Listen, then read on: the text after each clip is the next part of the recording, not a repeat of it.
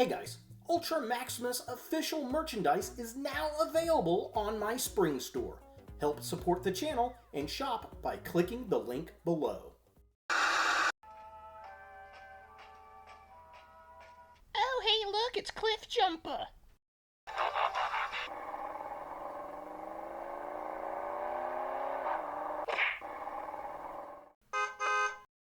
You suck.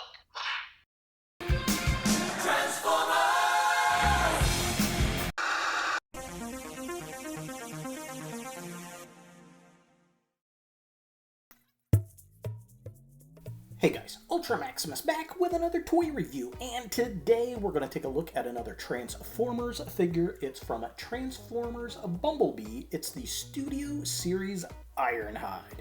Now, I've actually had this figure sitting on my shelf for a while. I just haven't gotten around to reviewing him.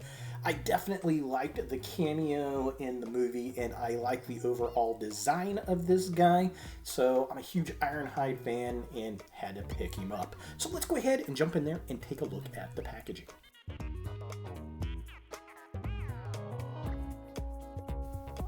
So here we have Ironhide in the packaging. It's that open box that I absolutely hate.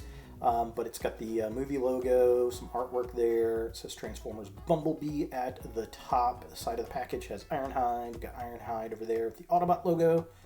Just kind of a close-up. There's our Bumblebee logo. There he is inside of the box. Looking cool. Ironhide number 84. Here's a close-up of his face.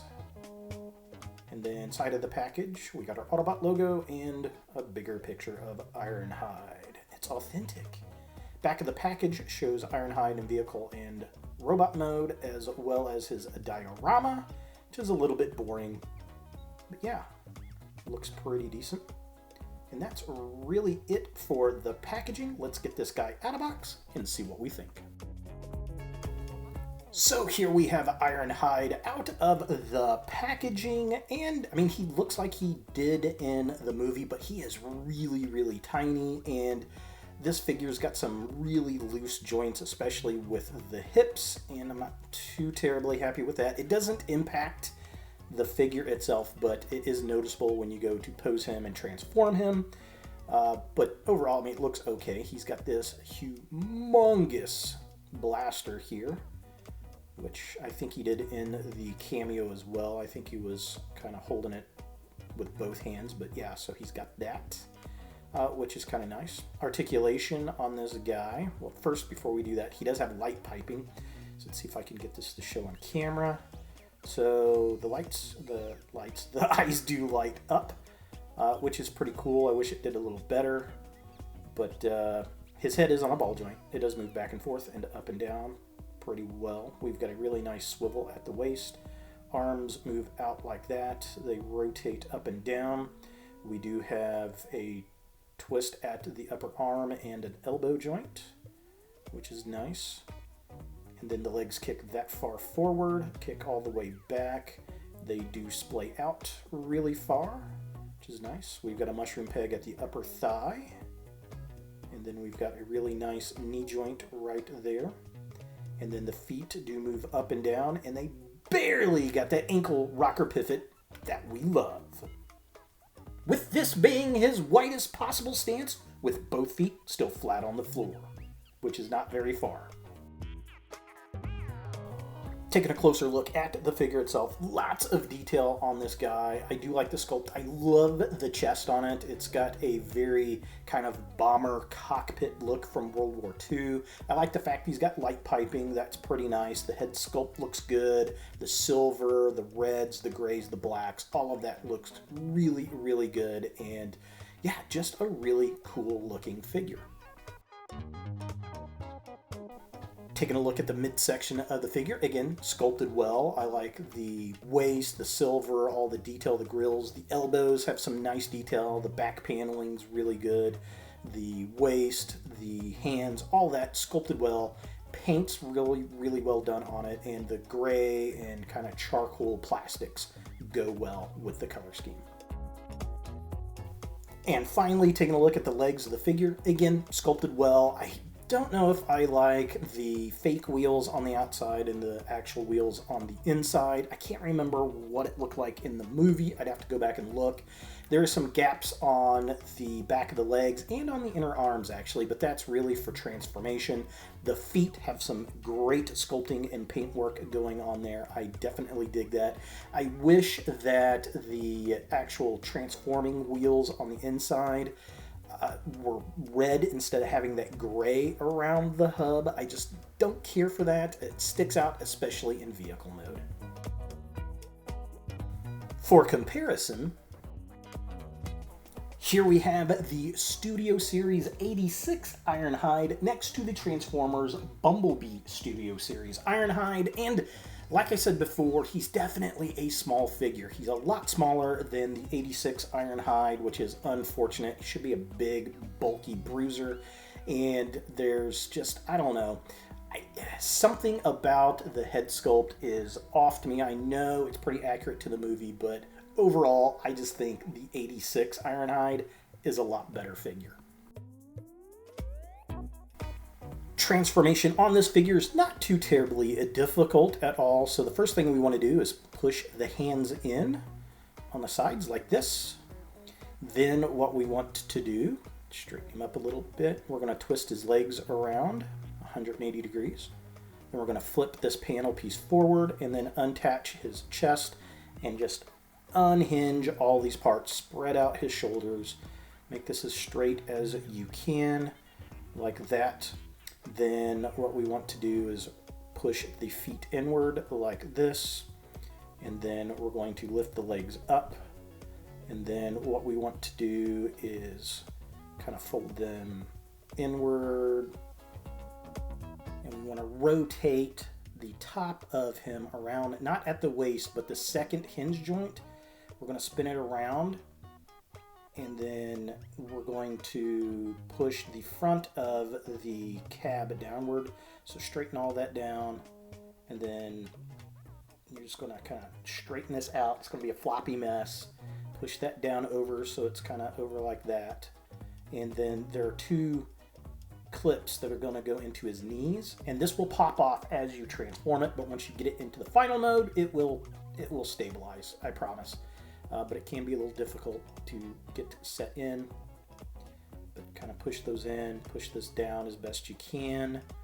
And then once that's in there, there are two pegs that you're going to plug in. So these pegs are going to go into those knees that I just pointed at. So you're going to fold these into here. So inward and put those pegs in those gaps. So plug that in like that, plug this in like that, and that will help stabilize the front end like that. Just make sure everything's in there. Then these pegs are going to go into the shins, so you're going to plug those down and just make sure they're all the way flat down in, otherwise he won't roll correctly. So get those in, just make sure everything's plugged in nice and tight. And once you get everything tightened down in there as flat as you can go, we want to take the side panels and you're going to push them inward to clamp them in. So clamp them there, clamp the other one. Just make sure everything is buttoned down as flat as you can make it. And it will stabilize, which is good. So once you get that into place, the last thing that you want to do is rotate these wheels downward. So rotate them down so that we have them.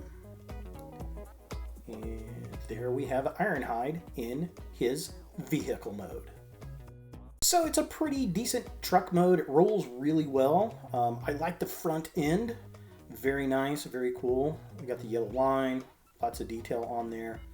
Love this kind of cockpit looking thing. I feel like we could get maybe a hoist out of this guy or an inferno as well.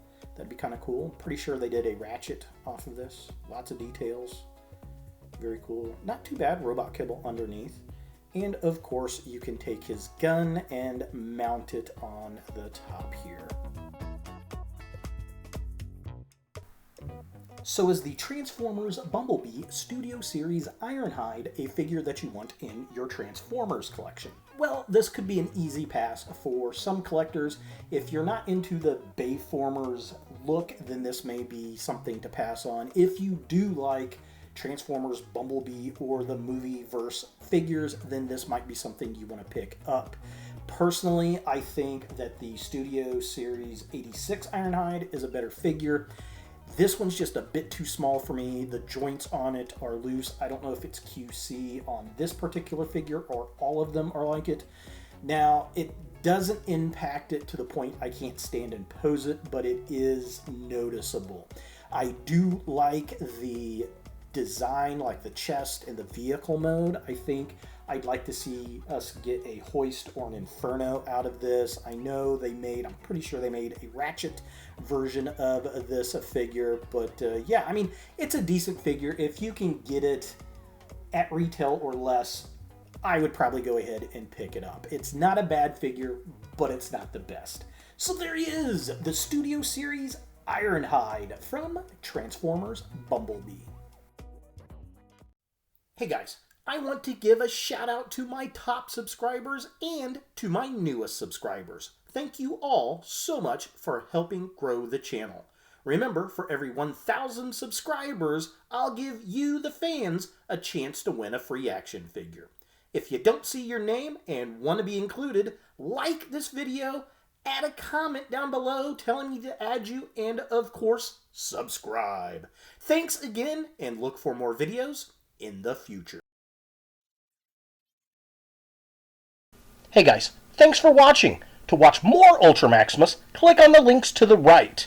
Be sure to click all the things, subscribe, like, and hit that notification bell for new videos, and follow me on all the social medias, Facebook, Instagram, and Twitter. Links in the description below.